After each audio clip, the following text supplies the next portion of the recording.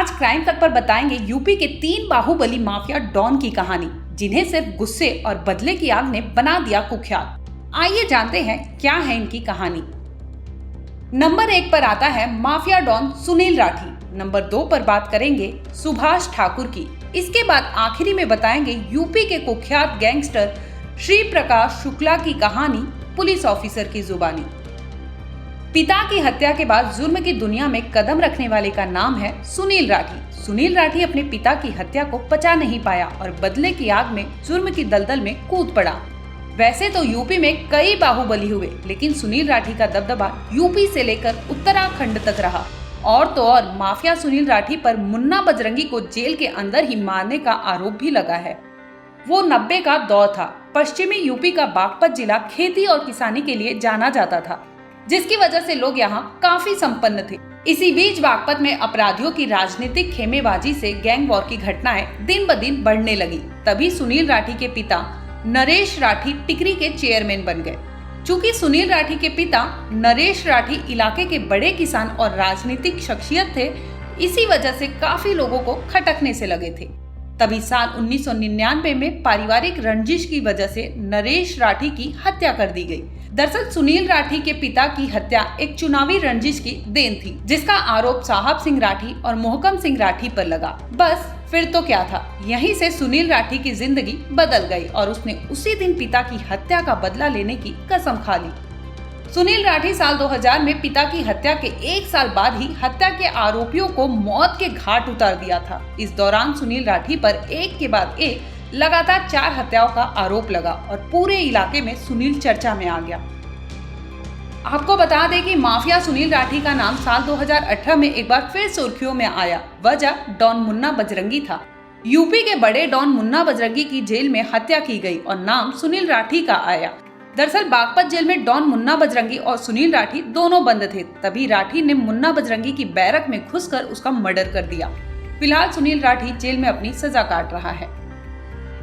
बात यूपी की हो और पूर्वांचल के बदमाशों की ना हो, ये तो मुमकिन ही नहीं है। कभी पूर्वांचल में एक नाम का खौफ होता था, उसके नाम का दबदबा होता था। वो नाम और दबदबा सुभाष ठाकुर का हुआ करता था। अपने झगड़े की वजह से कुख्यात माफिया बना सुभाष ठाकुर। यूपी के एक छोटे गांव से ताल्लुकात रखने वाला सुभाष 17 साल में ही जरायम की दुनिया में कदम रख चुका था। दरअसल सुभाष काम की तलाश में मुंबई पहुंचा था, लेकिन वहीं कुछ ऐसा हुआ जिससे उसकी जिंदगी ही बदल गई।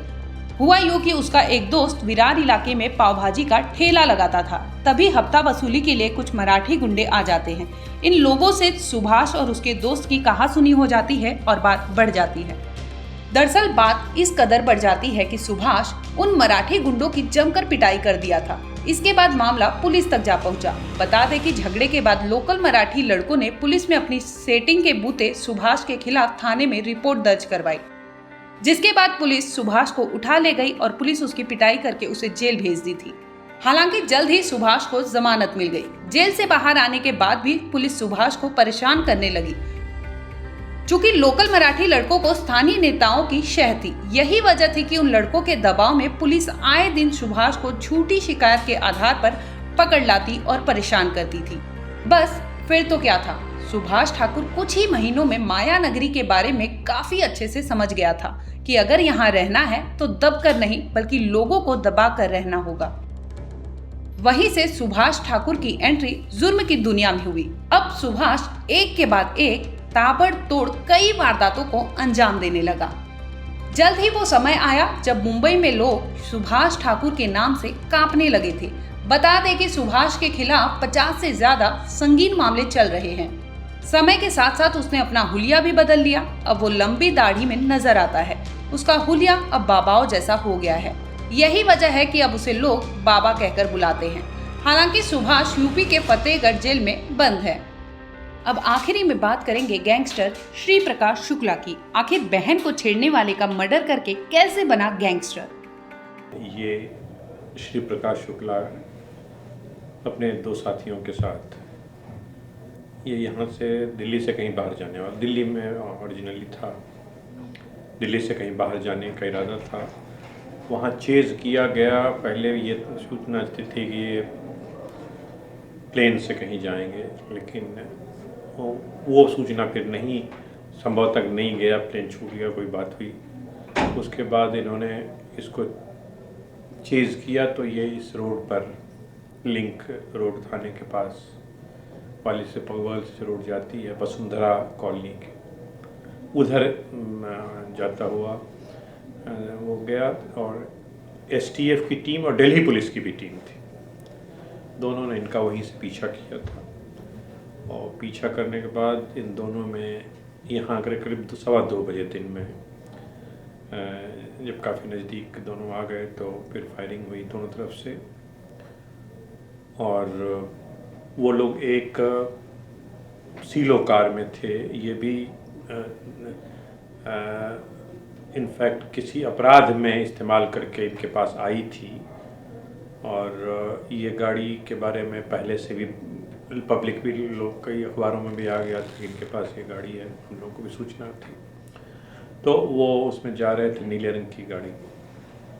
काफ़ी ज़ोरदार फायरिंग हुई। उसके बाद इसके फलस्वरूप 3 अपराधी मारे गए। एक तो मुख्य वही श्री प्रकाश शुक्ला, नाम सबने सुना है क्योंकि